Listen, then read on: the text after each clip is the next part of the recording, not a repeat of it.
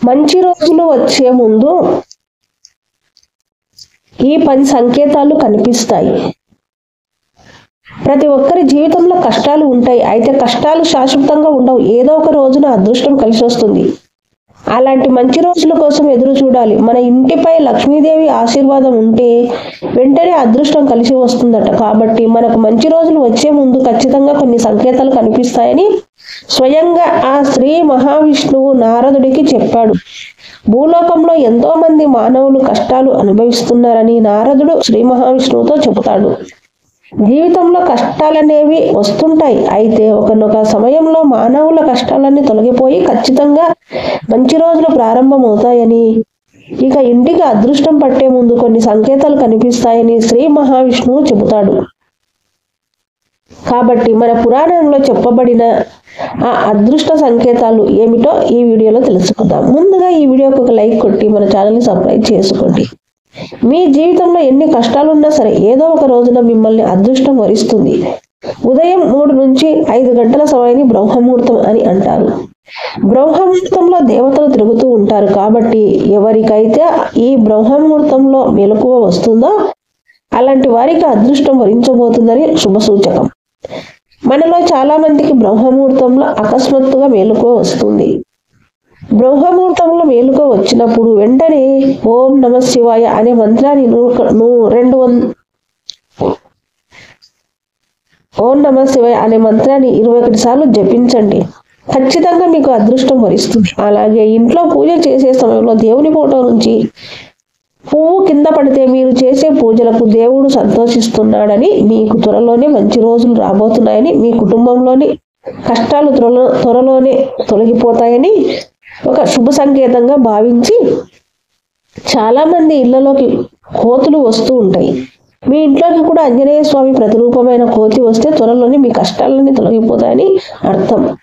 అలాగే ఏదైనా పని మీద బయటకు వెళ్ళినప్పుడు ఆవు ఎదురైతే చాలా శుభప్రదంగా భావించాలి. వెళ్ళిన పని సకాలంలో పూర్తవుతుందని, సకల శుభాలు కలుగుతాయని అర్థం. ఇంట్లోకి అకస్మాత్తుగా రామచిలుక వస్తే లక్ష్మి అనుగ్రహం కలుగుతుందని సంకేతం. మన్మధుడి వాహనం చిలుక, లక్ష్మీదేవి కుమారుడు మన్మధుడు. కాబట్టి మీ ఇంట్లోకి రామచిలుక వస్తే ఇక మీ ఇంట్లోకి లక్ష్మీదేవి అడుగు పెడుతుందంటే. ఇంట్లో పాలు పొంగితే శుభ సంకేతంగా భావిస్తారు.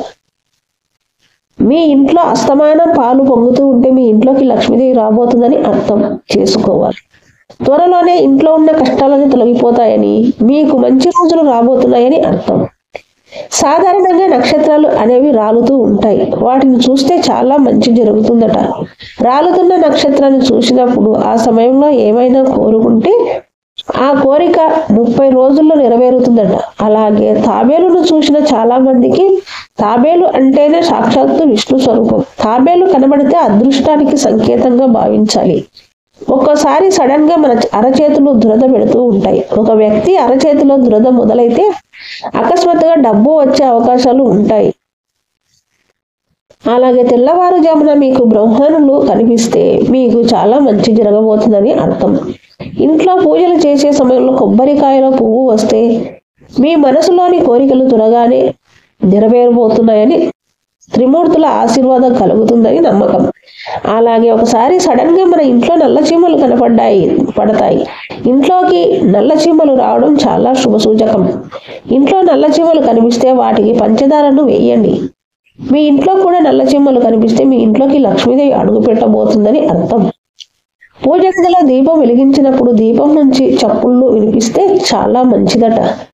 అలాగే మనం ఇంట్లో దీపారాధన చేసినప్పుడు దీపంలోని ఒత్తులు అన్ని పూర్తిగా కాలిపోతే మీరు చేసే పూజలకు రెట్టింపు ఫలితాన్ని పొందబోతున్నారని, ముక్కోటి దేవతల ఆశీర్వాదాన్ని పొందుతారని అర్థం. అలాగే ఏదైనా పక్షి వచ్చి మీ ఇంటి దగ్గర గూడు కట్టుకుంటే మీ ఇంటి సంపద రెట్టింపు అవుతుందని, మీ ఇంటిపై దేవతల అనుగ్రహం ఉందని సంకేతం. ఆడవాళ్లకు ఎడమ కన్ను అదిరితే మీకు ఏదో మంచి జరుగుతుందని సంకేతం. అదే మగవారికి కుడి కన్ను అదిరితే అదృష్టం కలిసి రాబోతుందని అర్థం. మీ ఇంటికి పదే కాకులు వస్తూ ఉంటే మీ ఇంటి చుట్టూ దేవతలు తిరుగుతున్నారని సంకేతం. కానీ ఎక్కువ కాకులు వచ్చి ఒకేసారి ఆరిస్తే అది అశుభమని పండితులు చెబుతున్నారు. గబ్బిలాలు ఇంట్లోకి వస్తే మాత్రం అది చెడు సంకేతంగా భావించాలి. కాబట్టి ఇంట్లోకి గబ్బిలాలు రాకుండా జాగ్రత్త పడాలి. ఒకవేళ మీ ఇంట్లోకి గబ్బిలాలు వస్తే మీ ఇల్లంతా పసుపు నీళ్లు చల్లుకోండి.